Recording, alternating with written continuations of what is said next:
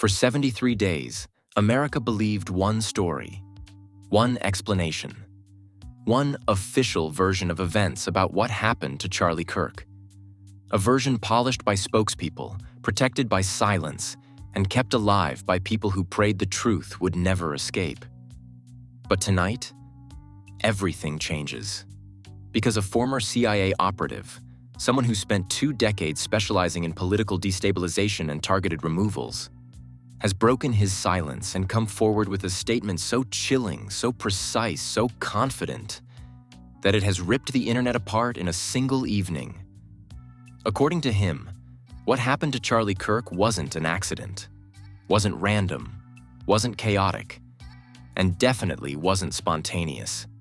He claims it was a clean operation, a professional job, executed by people who knew exactly where to be, exactly when to strike, and exactly how to make it look like a fluke. His exact words? This wasn't emotional, this wasn't sloppy, this was surgical. And the detail that sent shockwaves through every political circle? He says the people behind Charlie's death had access to internal schedules, private movements, and security patterns only someone in his inner circle could have leaked. Within minutes, the internet exploded. Ex-CIA? This just got real. Who inside his circle would do this? Is this connected to the earlier leaks? This is so much bigger than we thought. But the former operative didn't stop there. He claims he has evidence, encrypted logs, intercepted patterns, and an analysis of the trajectory and timing of the incident, proving Charlie was targeted with professional precision. And the most terrifying part? He says the people behind it are still active, still silent, still hidden, still in position. And according to him, this wasn't the first hit, and it won't be the last. For 73 days, the public held onto a story that always felt off, but nobody could say why. Politicians looked uncomfortable. Staffers avoided questions. News anchors repeated a script that sounded forced. Even Charlie's own supporters felt something wasn't adding up. But every time anyone tried to speak, the door slammed shut. It wasn't until this ex-CIA operative came forward that people finally understood why everything felt wrong. Because according to him, the story wasn't wrong. It was manufactured. He said something that made millions stop scrolling. Anything that seems too chaotic to analyze was probably designed that way. And that was the moment America collectively realized. This wasn't tragedy. This was architecture. But to grasp how deep this goes, how surgical, how calculated, how clinically cold this operation truly was, you have to go back, far back, long before the shooting, long before the chaos, long before Charlie became a target. Because the operative says the operation didn't begin the night he was killed. It began months earlier, during what looked like harmless tension inside Charlie's own circle. Staff turnover, arguments behind closed doors, suspiciously timed leaks, key people suddenly distancing themselves, odd security changes that nobody questioned, and, most importantly, strange patterns in Charlie's schedule. Patterns the operative said were deliberately engineered. He explained it like this: if you want someone removed quietly, you don't follow them. You shape their routine until they walk into the kill zone themselves. And that's exactly what he suspected happened to Charlie. But what shocked people the most wasn't the claim that Charlie was targeted. It was the claim that someone close to him helped orchestrate the setup. Not a stranger, not a political enemy, not a random outsider. Someone with access, someone with emotional leverage, someone who knew his habits, his weaknesses, his blind spots. And according to the operative, every professional hit requires someone on the inside, a Judas. That one word, Judas, triggered a tidal wave of speculation online. Because the internet still remembers the slip-ups, the leaks, the cryptic messages, the emotional manipulation, the people around him whose behavior didn't make sense, the arguments nobody explained, the meetings that didn't belong, the timelines that never lined up. But the ex-CIA didn't speak in vague conspiracy language. He spoke with the precision of a man who spent decades studying political removals. He broke down the pattern. First, isolate the target emotionally. Second, destabilize their decision-making. Third, create tension between them and their security detail. Fourth, monitor their schedule shifts.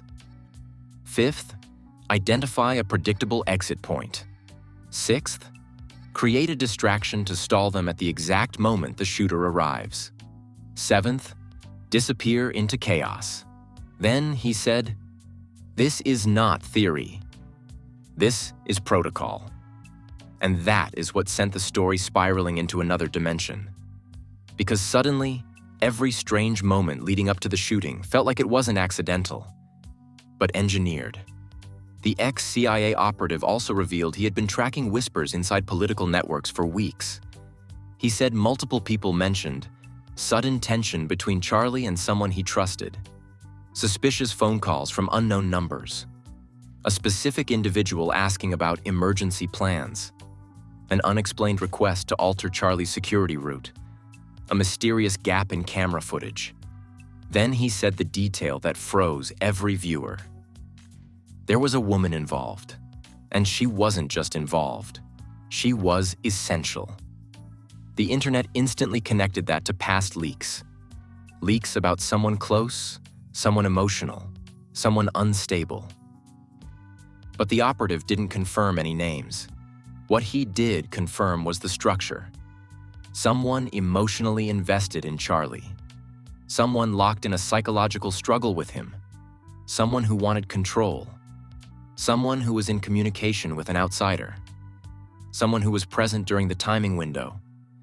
Someone who played innocent after it happened. Someone who thought nobody would connect the dots. And then he explained why it took him 73 days to speak. He said he was waiting to confirm one thing. The shooter didn't behave like a reactive attacker. He behaved like someone following instructions. He studied the footage. He studied body positioning. He studied movement. He studied timing.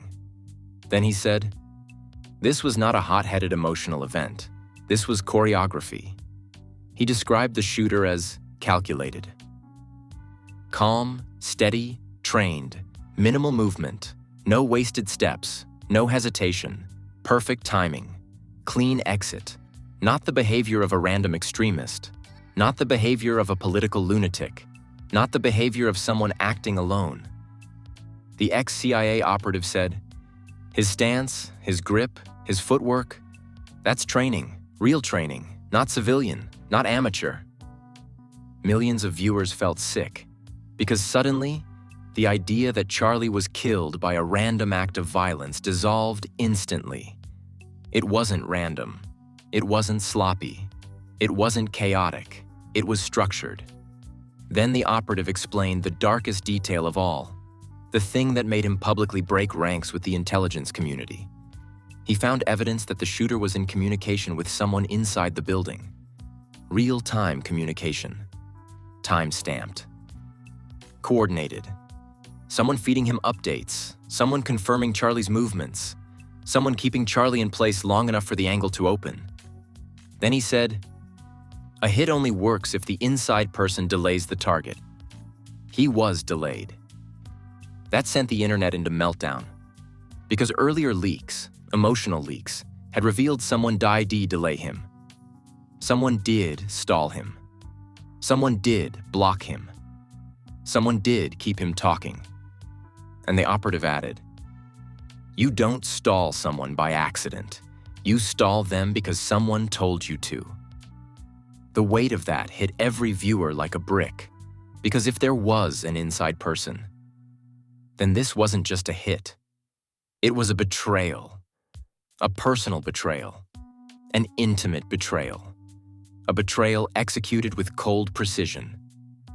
And the ex-CIA operative ended his interview with the line that stopped millions of hearts. They didn't just kill him, they controlled him first. And now, the world is asking the same question. Who was the Judas? The word Judas didn't just rattle the internet. It cracked the foundation of every assumption people had about Charlie's final hours. Because if there was a traitor in his circle, that meant the motive behind his death wasn't random, wasn't political chaos, and wasn't a wrong place, wrong time tragedy. It meant betrayal. Personal betrayal. Emotional betrayal. The kind of betrayal that requires intimate knowledge of a man's routine, fears, and vulnerabilities. Within minutes of the ex-CIA statement, old footage resurfaced. Footage people had forgotten about. Footage that suddenly looked completely different under this new light. A clip from the week before the shooting showed Charlie in a hallway, visibly irritated, telling someone off camera, "Stop slowing me down, I'm late." At the time, fans thought it was a harmless argument.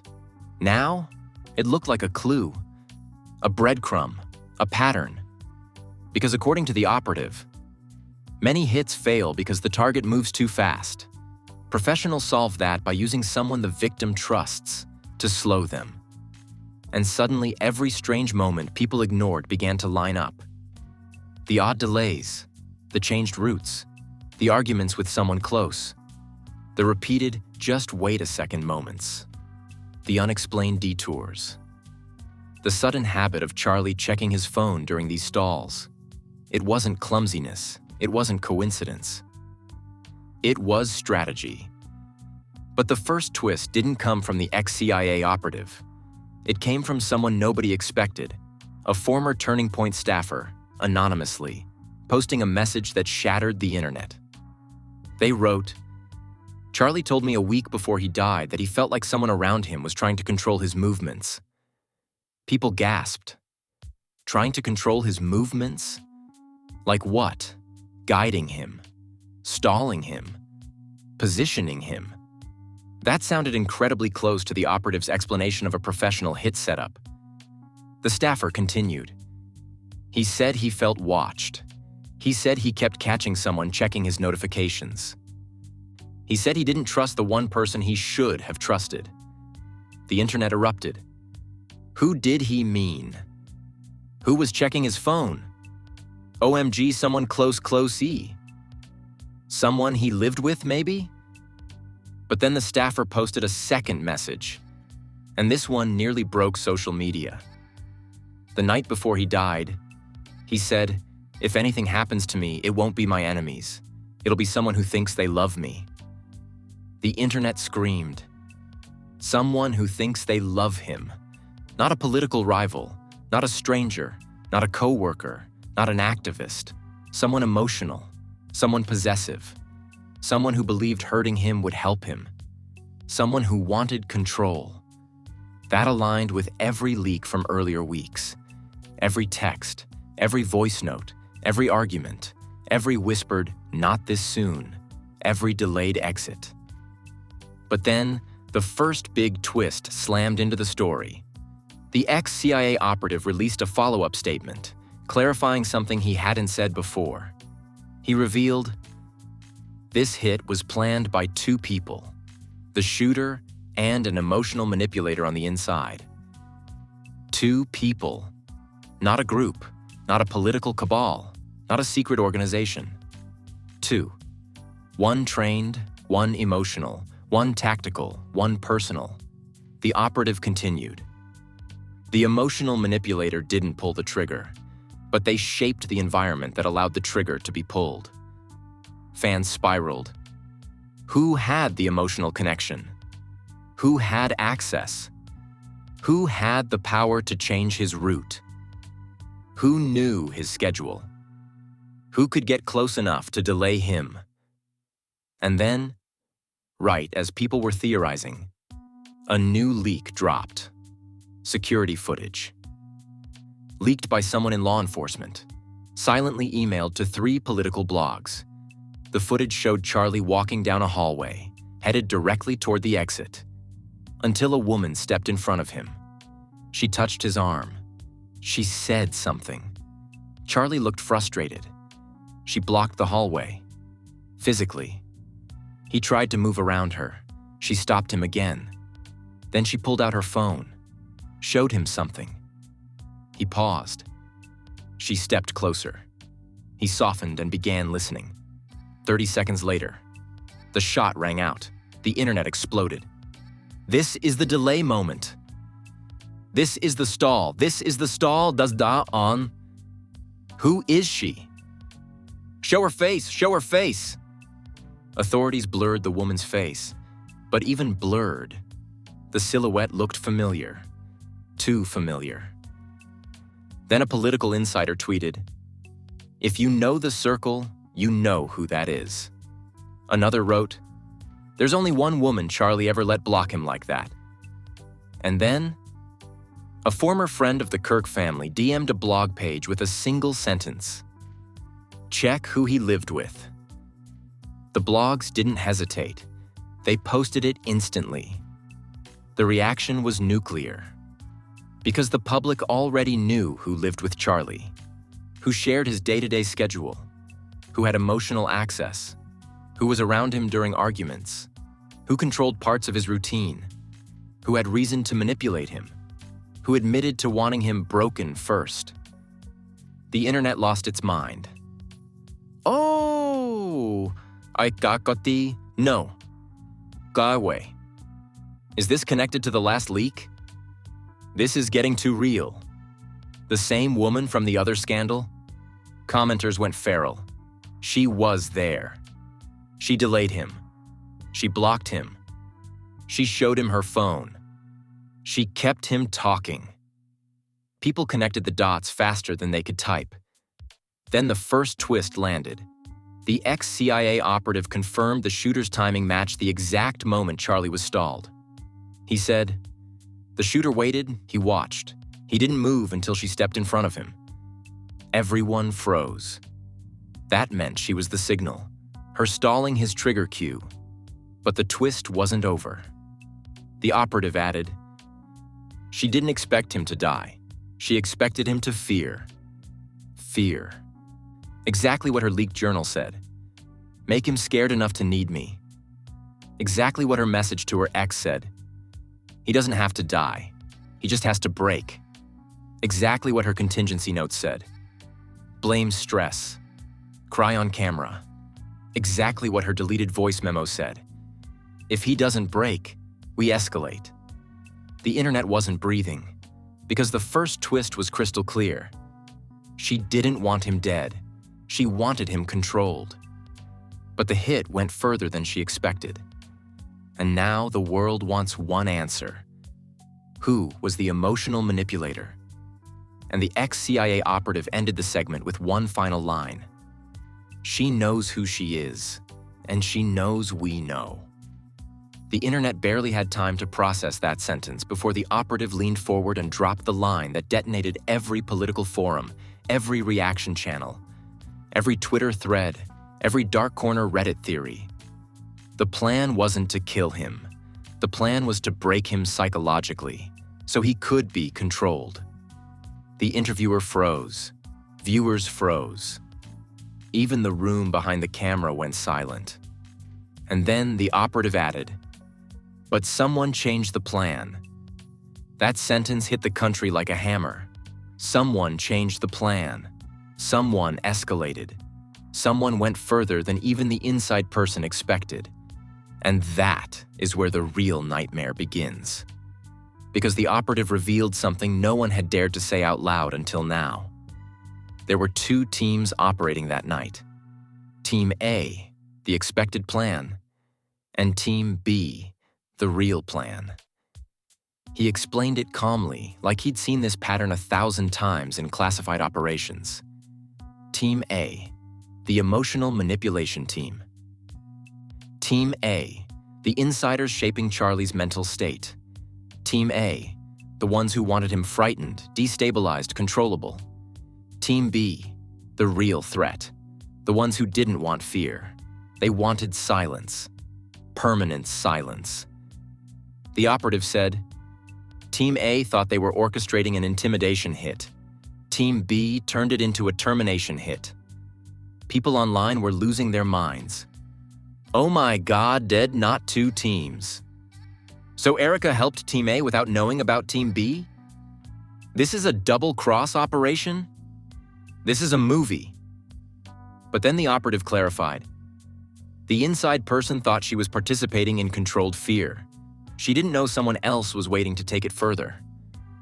This is where the story turns terrifying, because he revealed the inside person, the woman with marital proximity, the woman who stalled Charlie, the woman who communicated with the shooter, was being manipulated herself. She wasn't the mastermind. She was the bait. He explained, she believed she was controlling the outcome, but someone was controlling her. Then the twist spiraled deeper.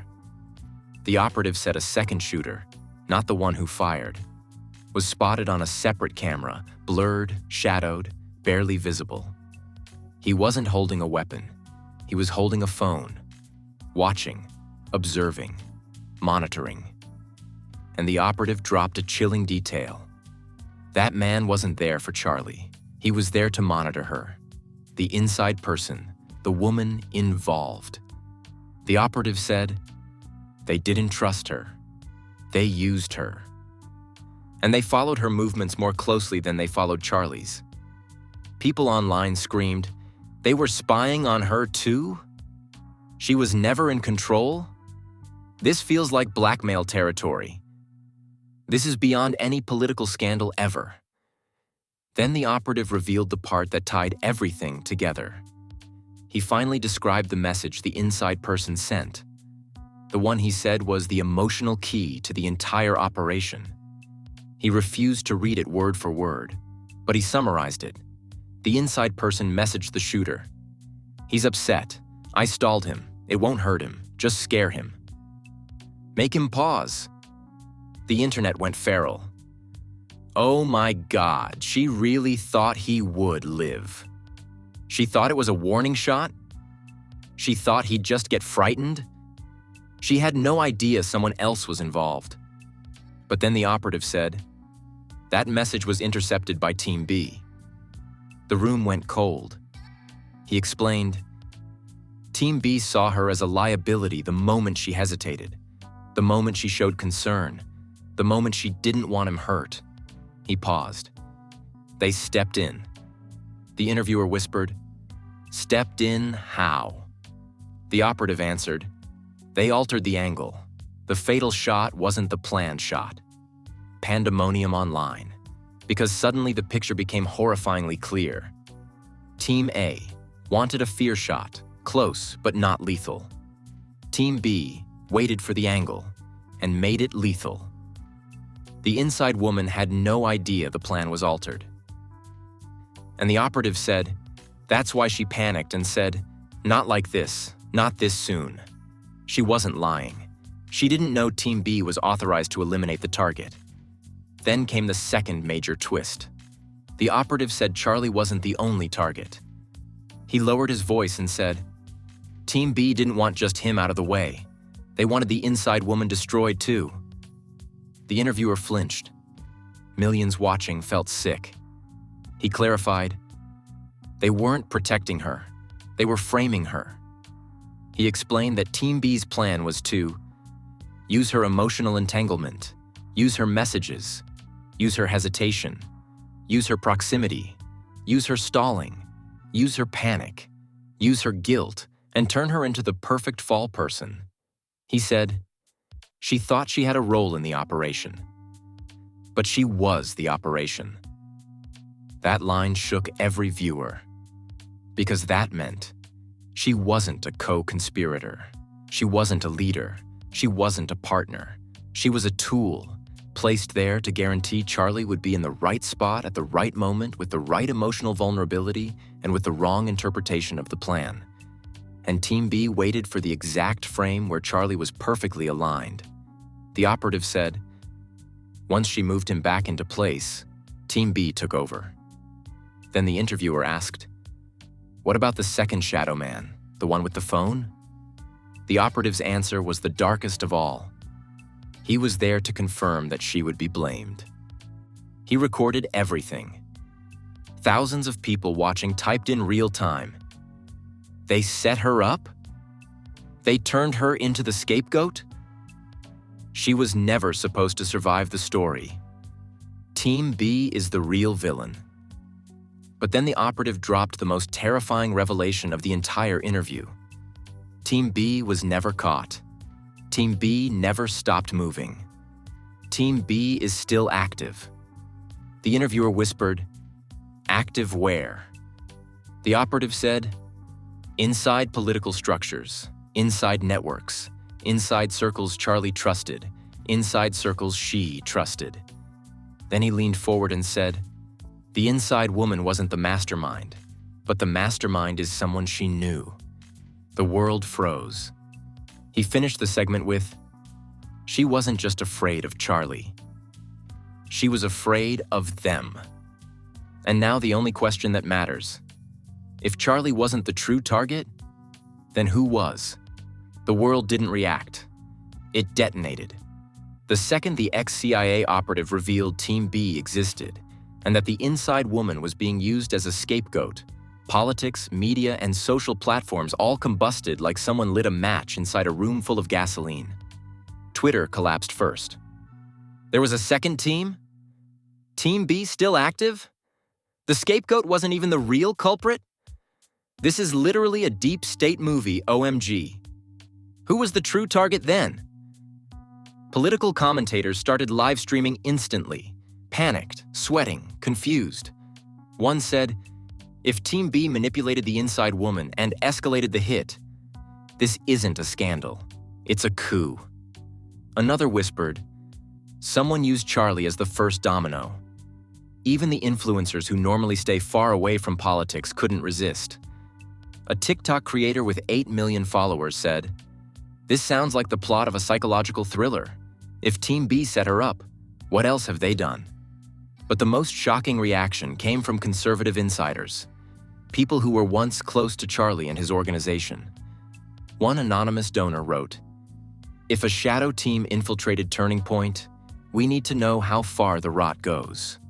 A former staffer posted, "There were always weird people around him those last few months. We didn't know who they belonged to." Another leak came from inside the TPUSA offices. People are panicking. Phones are being wiped. Nobody knows who to trust. But the reaction that shook the internet wasn't from staff. It wasn't from donors. It wasn't from insiders. It was from Charlie's family.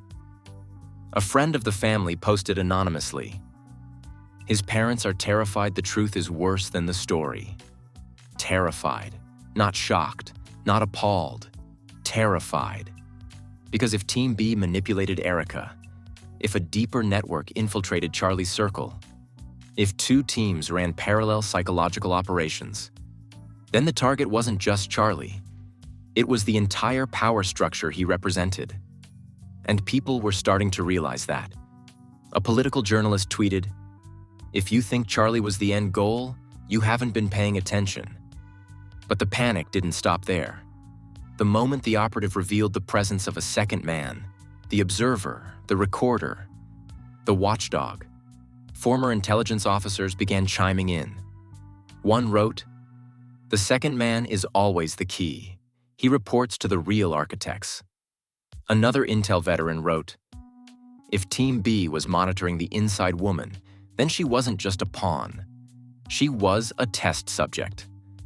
A national security commentator said, "This is classic destabilization structure. Use someone emotional to create unpredictability, then use a silent team to execute the real mission." Millions of viewers suddenly began piecing together earlier leaks, the emotional manipulation, the break him first, the stalling, the messages she thought were harmless, the unknown number she answered, the panic when the shot fired too soon. And then it hit the public like a tidal wave. Team B purposely made it look like she caused the escalation. Now the internet didn't just feel bad for Charlie. They began feeling horrified for her too. Comments exploded. "Wait, she was a victim too? OMG, she thought he would survive. Team B betrayed her too. This wasn't her plan. She was manipulated." This is trauma on both sides. This is the sickest political setup I've ever seen. But the reactions took a terrifying turn when someone discovered this. The second team member, the shadow man, matched the build and movement style of someone connected to a political donor network. Screenshots flew across social media. People comparing frames, tracking walking style, matching posture, matching silhouette. One stylist even wrote, "That man's gait is identical to someone who appears at closed-door events." But then the kicker came. A former TPUSA contractor posted, "There was always a guy in the background nobody could identify." Now the internet speculated hard. Was he a handler, a fixer, a watcher, a political plant, a loyalist to someone else entirely? And then someone leaked a voice clip. A staffer recorded inside the offices while people whispered, "If the wife was being manipulated, what if she wasn't the one they were after?" Another voice, "Maybe Charlie wasn't the main target." Another, "Then who is left?" And then the internet went dead silent, because one terrifying possibility began spreading across platforms.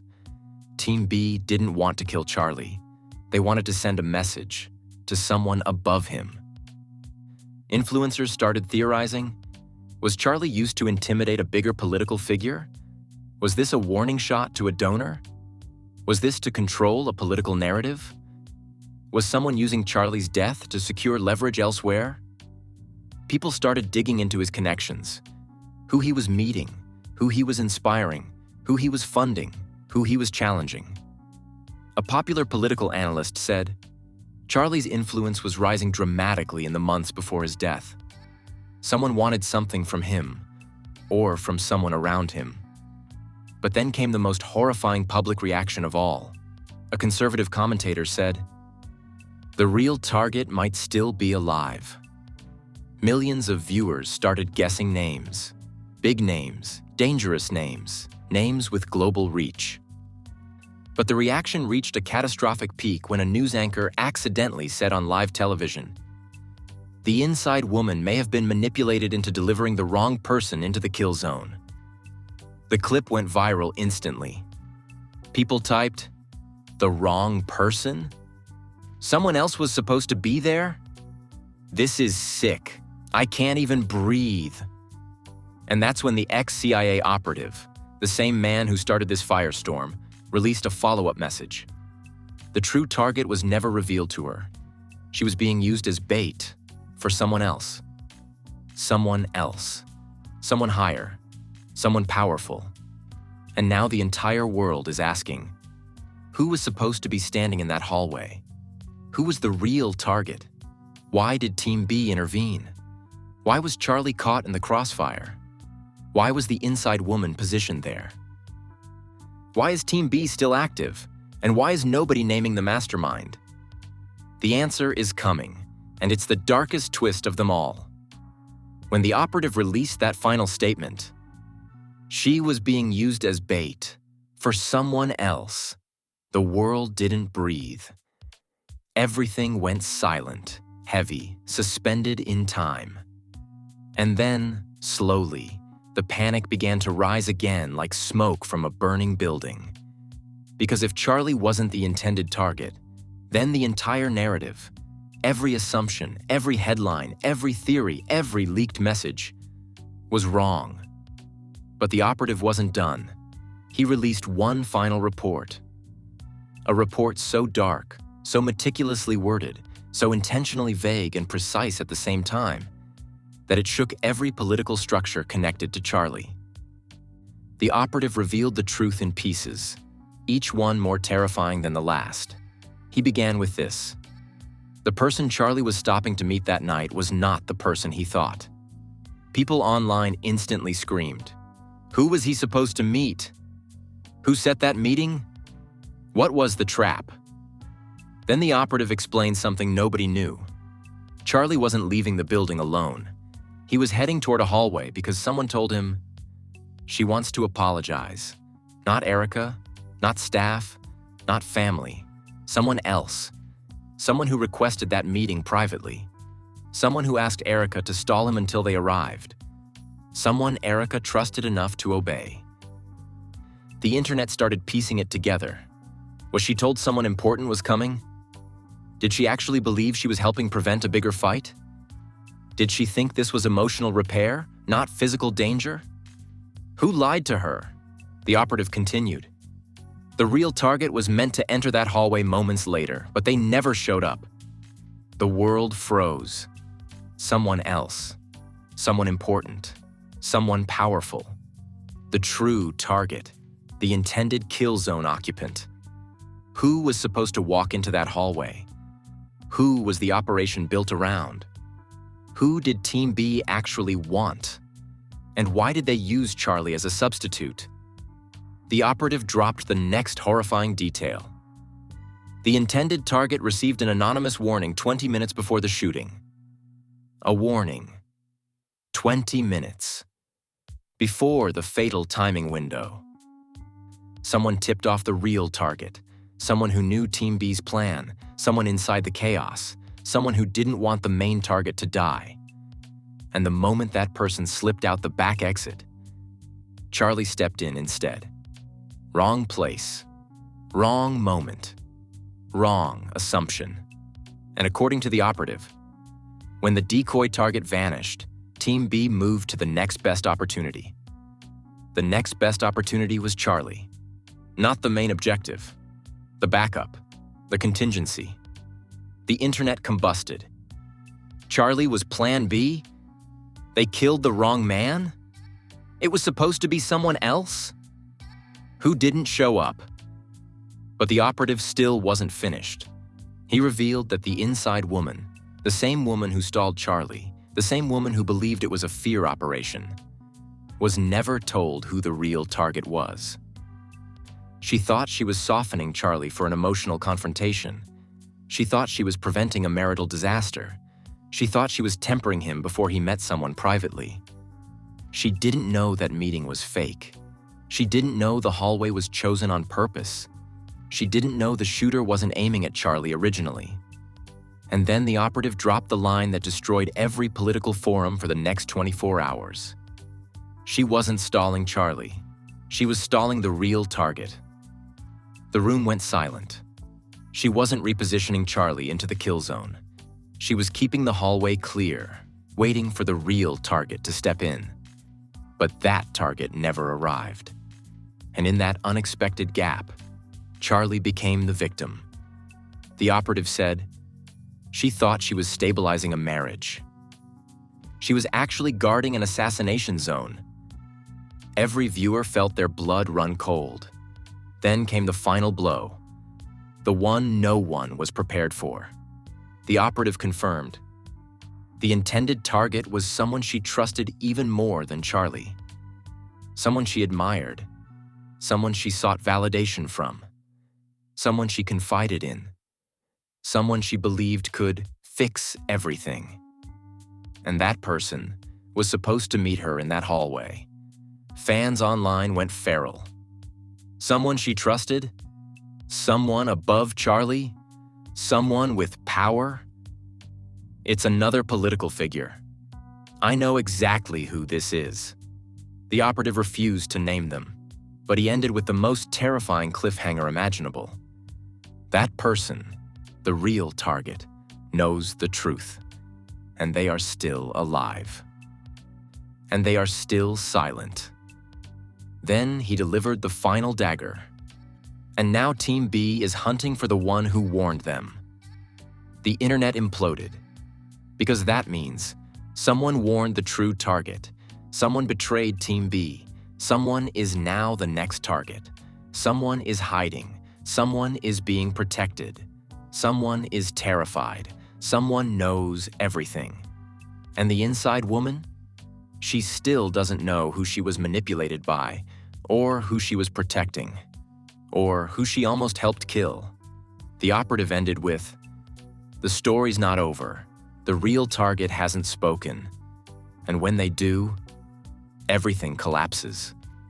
And now we're standing face to face with the darkest truth of this entire investigation. Charlie Kirk wasn't the only target, and he wasn't even the primary one. He was the replacement, the fallback, the contingency. Someone Someone bigger, someone more powerful, someone Erica trusted even more, was supposed to walk into that hallway. Someone got warned. Someone escaped. Someone left Charlie standing in the exact spot meant for them. And the ex-CIA operative didn't just confirm it. He exposed the twist nobody saw coming. Team B is still active, still hidden, still looking for the person who warned the original target. Which means the real story hasn't even started yet. Because now we know, the inside woman wasn't just manipulated. She was weaponized. The shooter wasn't the mastermind. He was the instrument. Charlie wasn't the goal. He was the stand-in. And the real target is still silent and still out there. So now I need you. Drop a comment right now. Who do you think the intended target really was? A politician? A donor? A rival? Someone inside the Kirk circle? Do you think the inside woman will finally speak once she realizes Charlie was never the target? Should the ex-CIA operative release the name of the person who was supposed to walk into that hallway? And most importantly, do you believe Team B will strike again? Hit like if you want the identity of the true target exposed. Hit subscribe because this story is not over. The moment that real target breaks their silence. When Team B makes their next move. When the inside woman learns the truth about who used her. I'll be right here breaking every detail down the second it happens. Stay sharp, because the next leak might name the mastermind.